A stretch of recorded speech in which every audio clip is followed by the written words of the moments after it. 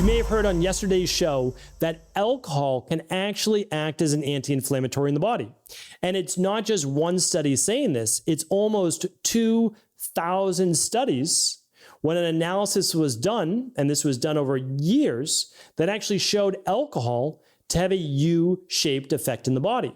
And I want to share that with you from an unbiased perspective, because even if you're someone like me who doesn't consume alcohol, it doesn't mean that other people can't consume a certain amount on a weekly basis, and there actually might be benefit. So I've always said, I talk about this in high performance health, that alcohol is one of those things that doesn't truly make sense to science quite yet. We look at it in the blue zones, we look at it in some of the longest lived people, and they consume a moderate amount of alcohol. When I look at many of my neighbors in Maine, they are well into their 90s, and they have one drink each night. Is it a big drink? No, but they had consumed one glass of alcohol per night. I want to start to get into this because, again, I like to keep my mind open as a clinician, as a practitioner. I like to read the research, but also see what's happening in the real world. So today I want to go over, without giving any medical advice, who alcohol may benefit and who it may harm. So let's dive right into it. So I won't go over yesterday's study, but basically we went over around the top 30 anti-inflammatory foods and the most anti-inflammatory. I won't ruin that. You can go to stephencabral.com/3589. Alcohol was one of the lowest anti-inflammatory foods in the study, but nevertheless, it was a negative 0.25, I believe, or 0.21. That means it when consumed, it did lower certain markers in the blood, such as interleukin-6, CRP, NF-kappa beta, and a few others in certain individuals. But here's the interesting thing. It didn't do it for everybody. And it did have what is called a U-shaped effect. That means a specific amount of alcohol allowed it to have an anti-inflammatory effect. But when too much alcohol was consumed, too many days per week, inflammation levels rose. So the same markers that it lowered, let's just say interleukin-6 and CRP, let's just go with those two for right now, just as examples. So when a person might have had 3 drinks per week or 4 drinks per week, it lowered those markers. But when they increased it to 7 or 8 per week, it increased those inflammatory markers. Very interesting, right? The same food, or in this case, alcohol, has the power to decrease inflammation or increase it based on the hermetic stressor. I've talked about this before. A little, not a little, but like a moderate amount of exercise is amazing for the human body. Too much, what does it do? Lowers lymphocytes. It can weaken monocytes. It can actually lower the immune system and increase inflammation. So then you have to say, well, like, but for whom, right? Some people get massively inflamed from exercise, and they have to do more like body weight or hatha yoga to start and then work their way up. Some people, when they consume alcohol, they feel like they got hit by a truck when they wake up the next morning, or they have massive bloating, or they get skin breakouts, or they have brain fog. I'll tell you right now, when you have those adverse effects, you are not doing yourself a service. It is harming you. I don't consume alcohol because I have poor genes in terms of detoxification. I consumed over 3,000 capsules of amoxicillin before the age of my early 20s, basically before the age of 17 when I got sick. That's because I was on amoxicillin for 3 years straight, twice a day, right? And so when you look at this, you can say, my gut is nowhere near ever going to be as innately healthy, because when you take that many antibiotics, it wipes out a lot of your innate immunity in your gut, your innate microbiome. Now, is my microbiome balanced now? Of course, I worked on that. Like, that's something that I needed to work on because it was part of my healing process. But I'm probably never going to be the person with poor detox pathways, poor methylation pathways, right? And poor, well, a previous issue of gut-based issues. Probably not going to be the person that alcohol benefits. And I know that for sure, which is why I consume alcohol so sparingly. A couple times a year, 1 glass when I'm out with family or friends, and it's just social. I might not even finish the glass, right? It's just social. That's how I choose to do it, but that might not be the right choice for you. If you're someone who has a glass of wine, in this study, red wine was studied, if you're someone that has a glass of red wine with dinner and you wake up the next morning, feel totally fine, no worse for the wear. Don't look, like the wine took a toll on your body. If I drink alcohol on my face the next day, it's like, what happened to you, right? Like it's an issue. Then you might actually be one of those people that gets an anti-inflammatory effect from it.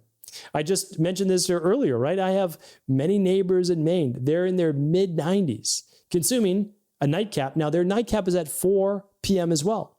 So remember, that's going to then not affect their sleep as if you were drinking alcohol before bed. So when we look at ancient times in Ayurveda, when we look at Mediterranean-based cultures, and if they're eating dinner and they're having a glass of wine and they're not drinking up till bedtime, they have a bit of time then for the body to process that, and that is much healthier as well. So a 5 o'clock drink is so much healthier than a 10 o'clock drink at night. I'll share with you that as well. So how do you know? Well, ultimately, I'll tell you what we know through clinical research is that about 2 drinks a week for women and about 3 drinks a week for men seems to be fine for most individuals. Not all, but most. Because we know that increasing alcohol more than that on general population can increase risk for certain types of cancer, such as throat, stomach, and colon-based cancer, right? So you have to think about that. Do you have that health history? Okay, it might not be a good idea to smoke or consume alcohol, right?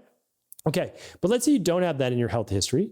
You run your blood work, you look at your CRP, you look at your maybe interleukin-6, you look at your inflammatory profile, homocysteine, and all of those are normal. Like you've got a CRP of 0.5 and you consume alcohol 3, maybe 4 glasses a week.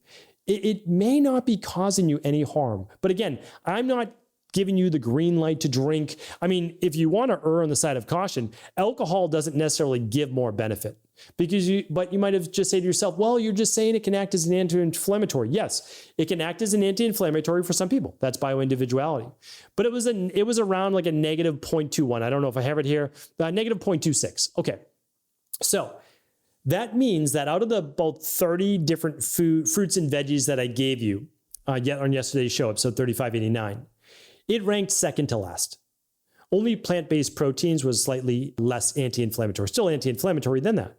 So when we look at that, we say, well, you've got 27 better choices above it that you could add to your diet that would be more anti-inflammatory. So for example, eating dark red seeded grapes would be more anti-inflammatory. Eating wild blueberries, raspberries, blackberries, cherries would be more anti-inflammatory, right? Eating dark leafy greens, more anti-inflammatory. Consuming olive oil or avocado, more anti-inflammatory. So yesterday I gave you the full list. You can check that out. So don't say I'm drinking alcohol because it's an anti-inflammatory, but do say, oh, I consume alcohol maybe every once in a while as a way to relax my central nervous system, to enjoy and commune with a group of friends on a social-based gathering, and to simply make it part of my enjoyment where you really feel it. Not, oh, I need to, and again, I get it. I understand not to kind of forget about the stress of the day. It's probably a bad idea to do it, right? Or to help me fall asleep, probably a bad idea to do that as well.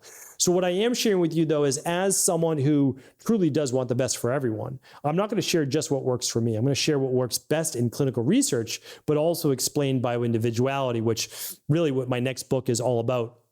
And that'll be coming out soon, because what works for me may not work for you. We all need a foundational based approach, but then we have to decide from there.